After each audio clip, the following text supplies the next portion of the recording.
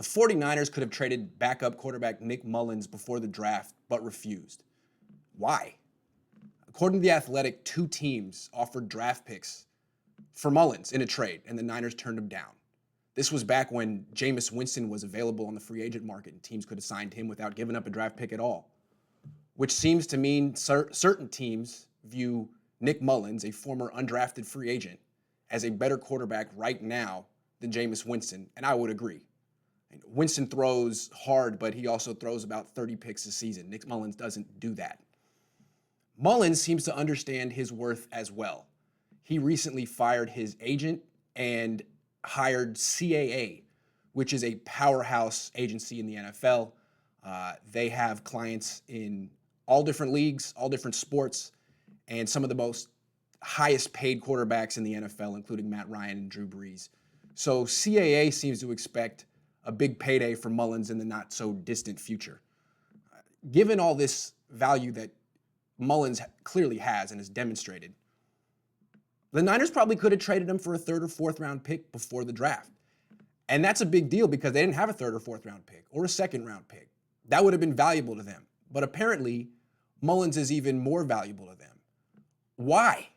Well, for one, he's valuable, reliable, and cheap. They know he could operate Kyle Shanahan's offense. They know he can win games if Jimmy Garoppolo gets hurt, and they only have to pay him $750,000 next season. In 2021, he'll be a restricted free agent. So the Niners can give him, if they really want to keep him, a 1st-round tender, which would pay him about a little less than $5 million in 2021. And that means for another team to sign him away, they'd have to give the 49ers a 1st-round pick. That's unlikely. So they need a reliable backup. Mullens is that, and he's cheap for the next 2 years. Beathard is not that. Beathard will be a free agent unrestricted after this year. And he's not a quality backup quarterback. He showed flashes of promise as a rookie, but he got beat up that year. The pass protection was terrible. The team was terrible. He shouldn't have been playing. He got the snot beat out of him and really hasn't ever been the same. The football term for what he is going through is he sees ghosts in the pocket, and that's really not his fault. The 49ers broke him to an extent. So that's one reason the Niners need Mullens as a backup. The other reason is Garoppolo. I mean, according to Tom Curran of NBC Boston, Kyle Shanahan still has questions about Garoppolo's decision-making and ceiling, which is fair. So on top of that, he's expensive, $27 million a year. Plus, he'll be 29 in November. Plus, the Niners can trade him whenever they want.